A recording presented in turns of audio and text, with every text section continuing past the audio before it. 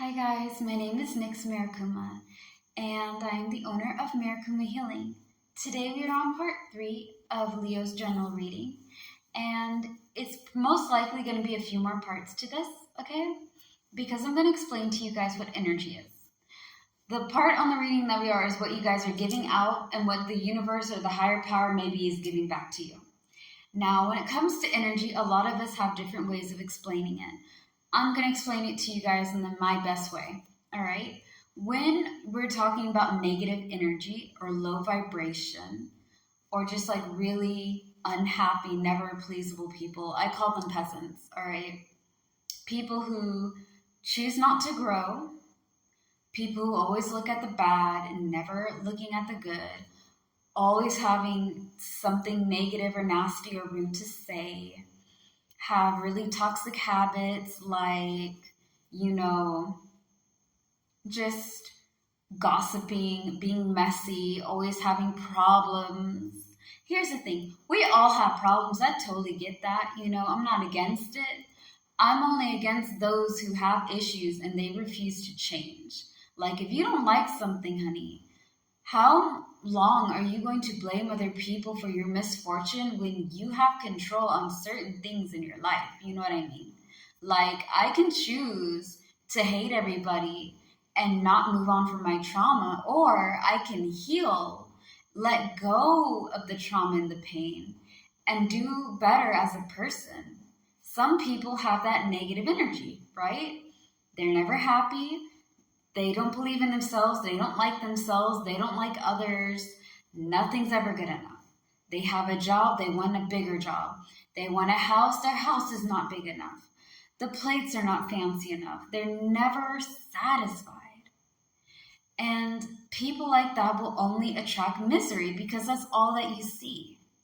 Okay? Versus somebody who always tries to find a way. All right? When you have a positive energy, like a healthy positive energy, a very high vibration, right? You're those kinds of people that understand life is a lesson and a blessing. And when I was younger, I used to get so pissed off at older people telling me this. But like, again, I'm going to be 30 next year, right? And so as I got and older, as I've grown, I understand that life really does teach us. Say, for example, some of you guys want to be more patient, right? You're going to be put in situations that make you patient. You're going to deal with people who are very difficult to deal with and require you to be more calm and level-headed. This will teach you how to be more patient. I want to be less of a people pleaser. You're going to be put in situations where you can't people please, where you're going to have to be very honest and direct about how you feel and what you want and how you see things. And to be able to have your own voice and stand up for yourself, you're going to be put in situations like that. But at the time, it just looks like you're being punished.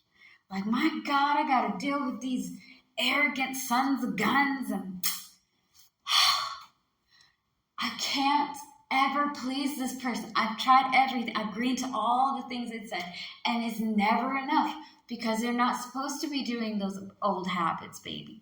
You're supposed to be learning patience and being calm because you're going to deal with somebody just like that, different name, different look, same personality. Believe and receive, my sweet honey bunches. Okay? And I mean this with absolute sincerity and love and kindness. I'm not being here to be like, a prick dick or whatever. But like, things in life really are here to teach us lessons. Now, if it's a blessing, people come into our lives, or a situation or an opportunity, all right, will come into our lives for us to better ourselves, for us to grow, for us to be able to have these new things coming in, because we're granted with an opportunity, something to lift us, a person to help and guide us. Those are the blessings in life. Like everything, lessons and blessings are here to teach us.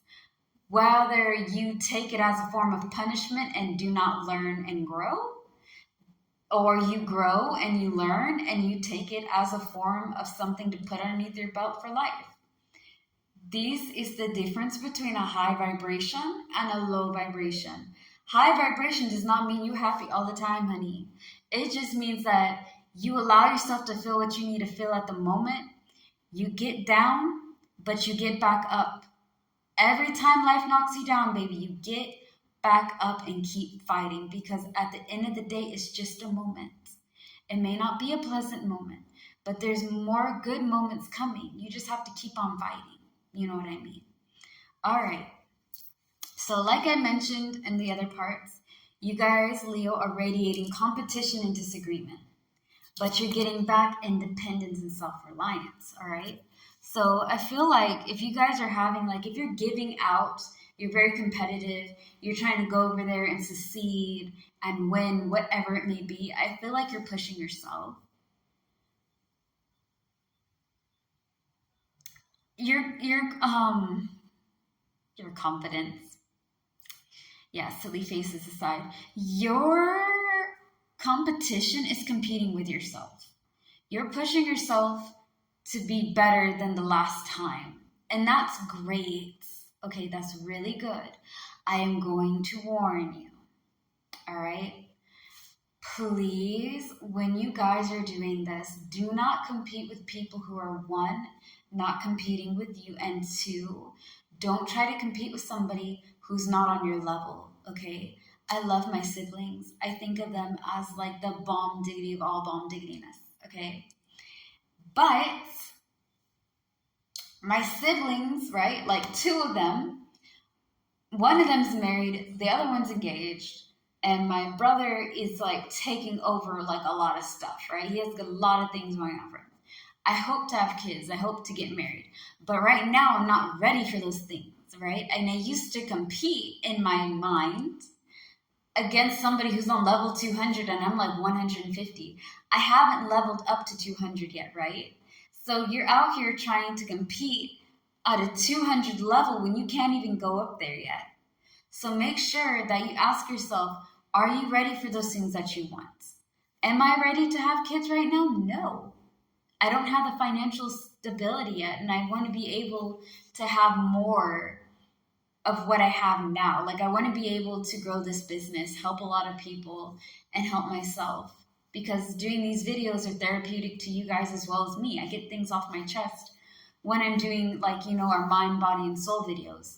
I enjoy doing card readings. I like it. I have great time doing your palms and your cards because this is something that I'm passionate about. But I'm not at that level to get married yet.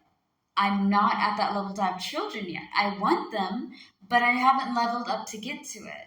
So when you guys are doing your competition disagreement, please remember not to go over there and compete with people who are not competing with you. And as long as it's a fun competition, you're making it like into a fun game, go for it. The moment that it's not fun anymore, you're gone too far, or you're not supposed to be where you're at right now. Like, you need to change the game. All right? Now, the independence and self-reliance, you guys are just going to get like a snick of it. And then we'll talk more about it on part 4. Independence is a great thing. Okay? It's wonderful.